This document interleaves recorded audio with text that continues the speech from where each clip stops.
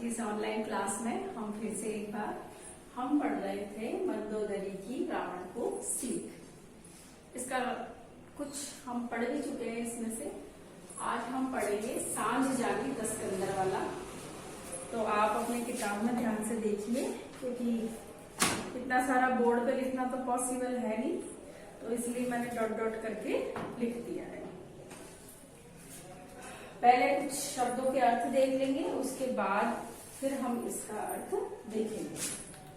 सांझ, सांझ यानी शाम, जानी यानी जानकर, 10 कंधर यानी रावण,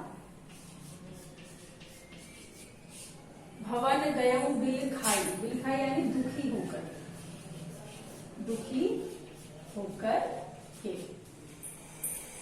मंदोदरी रावण बहुरी कहा समझाए। देखो, शाम को या सायकाल के समय रावण दुखी मन से अपने भवन में पहुंचता है, अपने महल में पहुंचता है। भवन यानी महल।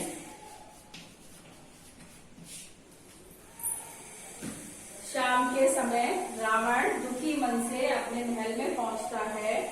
मंदोदरी रावण ही बहुरी कहा समझाई। मंदोदरी रावण को बहुत बात कहकर के समझाती है, विभिन्न प्रकार से समझाने लगती है, यानी बहुत बातों के उदाहरण देकर के उसे समझाने लगती है। कंत यानी पति, कंत समुझी मन तजहु कुमति, के हे मेरे पतिदेव, आप समझ रहे हैं, फिर भी इस बुरी बुद्धि को त्याग क्यों नहीं देते हो। सोहे ने समर तुम ही रघुपति की, तुमको राम से युद्ध करना शोभा नहीं देता है। मंदोदरी क्या कहती है कि हे पतिदेव, तुम सब समझ रहे हो, तो इस बुरी बुद्धि को छोड़ क्यों नहीं देते हो, त्याग क्यों नहीं देते हो। तुम्हारे और राम के बीच युद्ध होते हुए शोभा नहीं देता है।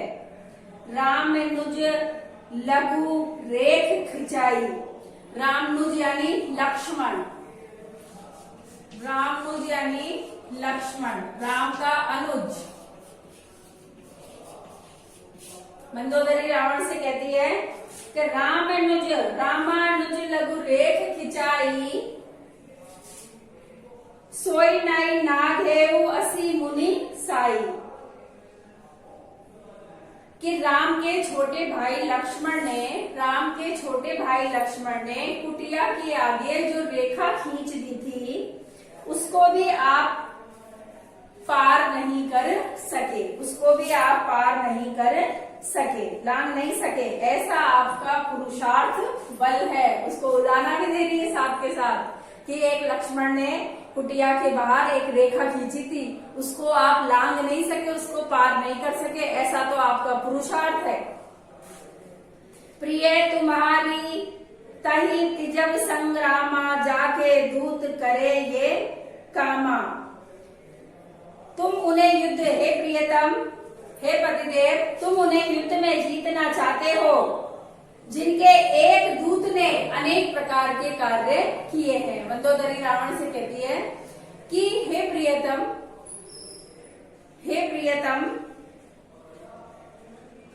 तुम उन्हें अर्थात भगवान श्री राम को युद्ध में जीतना चाहते हो जिनके दूत ने अनेक काम किए हैं। कौतुक सिंधु नादि तब लंका, आयो कपि कहरी असंका। जो बानरों के बीच में से सिंह की तरह निडर होकर आसानी से समुद्र को पार करके लंका पहुंच गया। रखबारे हति विपिन उजारा, और जिसने पुष्प वाटिका के रखवालों को मार करके पूरी वाटिका को तहस नहस कर दिया, उजाड़ दिया। देखत तो ही अच्छत ही मारा, और तुम देखते ही रह गए, तुम्हारे पुत्र अक्षत कुमार, ये रावण का पुत्र था जिसको हनुमान जी ने मार दिया था। कि अक्षत कुमार अर्थात तुम्हारे पुत्र को मार डाला। जारी सकलपुर किन्हे सी छारा, तुम्हारी लंका को जला करके क्या कर दिया, छारा यानी राख कर दिया। कहाँ रहा बल गर्व तुम्हारा, उस समय तुम्हारा बल गर्व और अहंकार कहाँ था। दोबारा सुनो। कोतिक सिंधु नादि तब लंका, आयो कपि कहरी असंका, कि बानरों के दल के बीच में से सिंह की तरह निडर होकर के समुद्र को पार करके लंका पहुंच गया। रखवारे हित विपिन उजारा, और तुम्हारी जो पुष्प वाटिका के रखवाले थे उनको मार करके जो सारी पुष्प वाटिका थी उसको तहस नहस कर दिया। देखत तो ही अक्षते ही मारा, और तुम्हारे सामने ही अक्षत कुमार को मार डाला, अर्थात तुम्हारे पुत्र को मार दिया। जारी सकलपुर किन्हे सी छारा, और लंका में आग लगा करके उसको राख कर दिया। कहाँ रहा बल गर्व तुम्हारा, उस समय तुम्हारा बल, अभिमान, अहंकार, घमंड कहाँ था। अब पति मृषा गाल जनी मारे हूँ, मृषा गाल यानी थोते गाल बजाना, यानी बे मतलब की डीन हाँकना। मोरो कहा कछु हृदय विचारो, कि अब अपनी वीरता पर बेकार में ही गाल मत बचाओ, मेरा कहना मानकर अपने हृदय में कुछ विचार करो।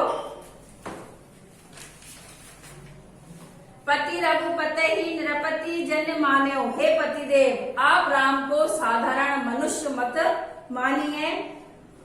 अंग जगन्नाथ अतुल बल जानिए, वह तो संसार के स्वामी है और अत्यधिक बलशाली है। वो मंदोदरी रावण से कहती है कि आप भगवान श्री राम को साधारण मनुष्य मत जानिए, वह अत्यधिक बलशाली है और संसार के स्वामी है। बान प्रताप जान मारीचा, उनके बल और प्रताप को मारीच जानता था। तासु कहा नहीं मोह नहीं नीचा, लेकिन तुमने उस नीच की बात को भी नहीं सुना। जनक सभा अनगित भूपाला, जब राजा जनक के दरबार में सीता का स्वयंवर हुआ था तब उसमें बहुत सारे राजा थे, राजा गए थे। रहे तुम्हें भले अतुल विशाला, और तुम भी उस सभा में थे जब तुम्हारा बल कहाँ गया।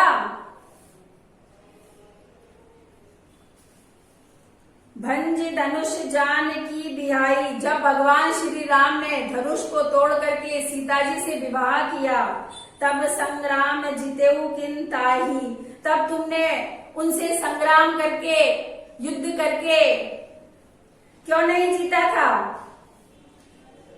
सुरपति सूत जाने बल थोरा, सुरपति यानी इंद्र का पुत्र जयंत ये जानता था कि उनके बल का प्रताप जानता था, लेकिन फिर भी उसने अहंकार के कारण सीता जी के पैरों में चोंच मार दी थी।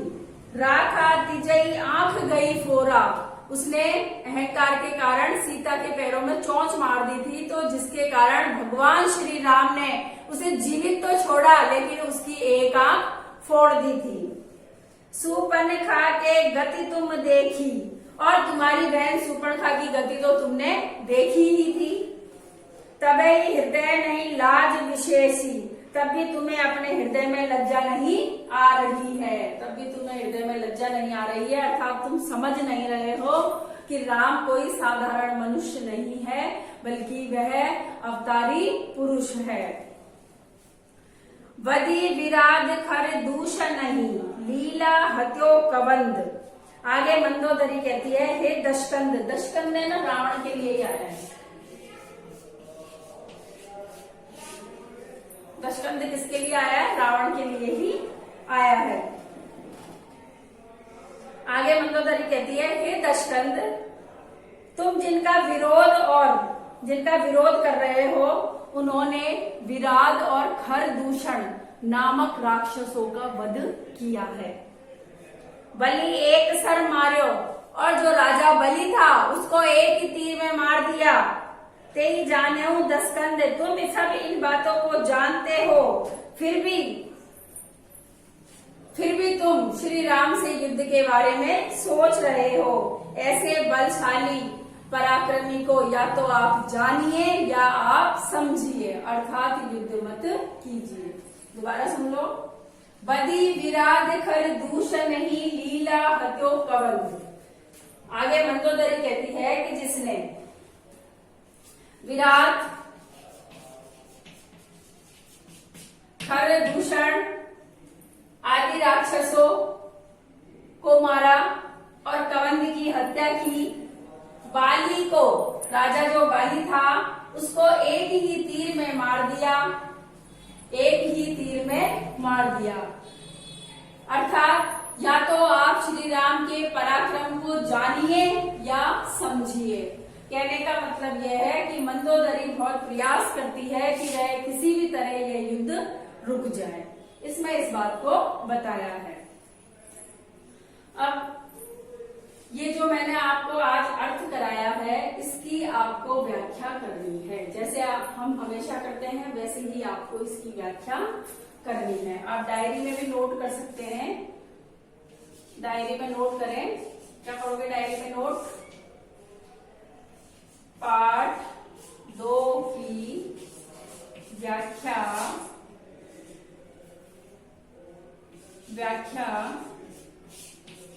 करो व याद करो।